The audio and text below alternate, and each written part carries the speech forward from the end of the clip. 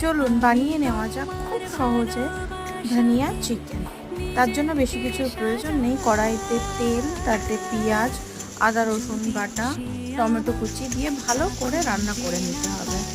ভালো করে মশলাটাকে কষিয়ে নেওয়ার পরে তার মধ্যে আগে থেকে ম্যারিনেট করা চিকেন, যেটা দই, ব্ল্যাক পেপার মানে গোলমরিচের গুঁড়ো আর লবণ দিয়ে ম্যারিনেট করে রাখা আছে, সেটা দিয়ে ভালো করে সেটাকে নাড়াচাড়া করে সুন্দরভাবে কষিয়ে নিতে হবে। তারপরে তার মধ্যে লবণ, হলুদ গুঁড়ো, লাল মরিচের গুঁড়ো দিয়ে ভালো করে কষিয়ে নিতে হবে। তারপরে ধনেপাতা আর কাঁচা লঙ্কা আগে থেকে বেটে রাখা সেই মশলাটা দিয়ে দিতে হবে। তার মধ্যে চার মগজ অথবা কাজু পেস্টটা দিয়ে দিতে হবে। দিয়ে ভালো করে কষিয়ে নিয়ে কিছু টাইম ঢাকা দিয়ে জলটা শুকিয়ে নিলেই রেডি হয়ে যাবে খুব সুন্দর আর টেস্টি ধনিয়া চিকেন।